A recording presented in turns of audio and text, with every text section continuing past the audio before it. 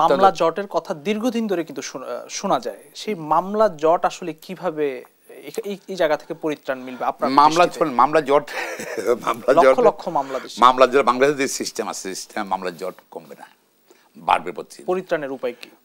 উপায় হলো প্রথম হলো যে মামলাগুলো গ্রহণ করার সময় ধরেন বাংলাদেশে কি হয় জানেন, আওয়ামী লীগের সময় তো ভালো একটা সিস্টেম ছিল, গায়ে মামলা মানে ধরেন আমি 2 দিন আমেরিকা গেছিলাম বাংলাদেশ থেকে, যেতে তো 1.5 দিন লাগে, 8 দিন লাগে।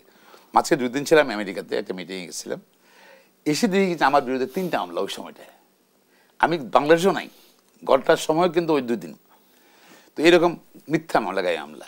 তো আপনি ধরেন এইভাবে আমি তো সুপ্রিম কোর্ট বারের সেরকম সেক্রেটারি ছিলাম। আমার যে এই অবস্থা হয়েছে সাধারণ মানুষের কর্মীদের কি অবস্থা ছিল, রাজনৈতিক কর্মীদের কি অবস্থা ছিল, লক্ষ লক্ষ মানুষ, 70 লাখ মানুষ মিথ্যা মামলায় আসামি ছিল। তো আপনি এগুলো ধরেন এইসব মামলাগুনা কিছু তুলছে, অল্প কত 11 কোটি নেই, সব মামলা রয়ে গেছে। কিন্তু আপনার এই মামলাটি চলতেছে না আপনার। তো আপনি তো মামলা হইতেছে জ্যামিতিক হারে, আর আপনি কি জানি বল মামলা নিষ্পত্তি হচ্ছে যে এটা ট্র্যাডিশনাল অ্যানালগ হারে। তো আপনার মামলা কমবে কীভাবে? এখনও ধরেন বাংলাদেশে ধরেন একটা আমরা প্র্যাকটিক্যালি দেখি, একটা ঘটনা একজন মার্ডার হলো, দেখা যাচ্ছে যেখানে মধ্যে একটা গুলিতে মার্ডার হলো, দেখা যাচ্ছে 15 জন আসামি।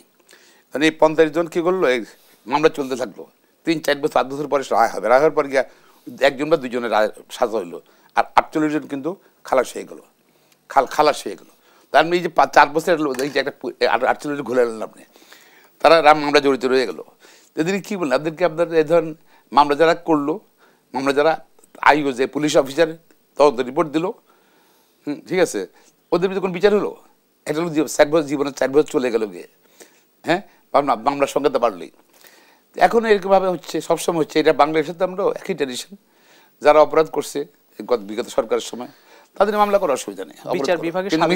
মিথ্যা মামলা দিয়ে ইমপ্লিকেশনটা সেটা আমার মনে করা উচিত। যদি মিথ্যা মামলা না বন্ধ করতে পারি, আর ধরি আমরা যদি মিথ্যা মামলা যারা করে তাদের বিরুদ্ধে প্রথম হলো ক্ষতিপূরণ হোক, মানে যারা সাফার করে তারা সাবসিকুয়েন্টলি খালাস হয়ে যাচ্ছে, ওদের শাস্তির ওদের জন্য আমরা যদি ক্ষতিপূরণ ব্যবস্থা করি, পাশাপাশি বাদী এবং আইও, পুলিশের যে আইও, তার শাস্তি ব্যবস্থা গ্রহণ করা, প্রমোশন হেল্ড আপ করা, তাকে সাসপেন্ড করা, এইসব ব্যবস্থা গ্রহণ করি, মামলা অটোমেটিক কমে যাবে। আর নতুবা যতই চেষ্টা করেন না কেন আপনি, মামলা কমবে না।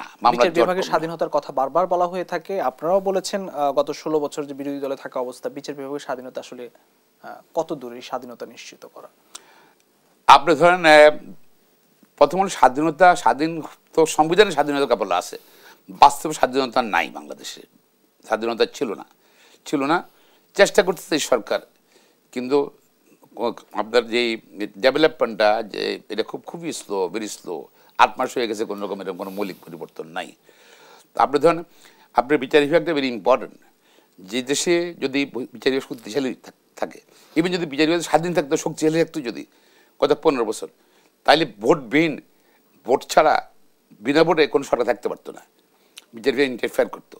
কিন্তু আমাদের দুর্ভাগ্য, আমাদের এই ধরেন সুপ্রিম কোর্ট বলেন, সুপ্রিম কোর্টের যেই ওরা কখনই কিন্তু ওনারা এই সেনাবাহিনীর প্রধান, সেনাবাহিনী সরকার আসে, আর্মি ব্যাক কেয়ারটেকার গভর্নমেন্ট আসে, তারপর ধরেন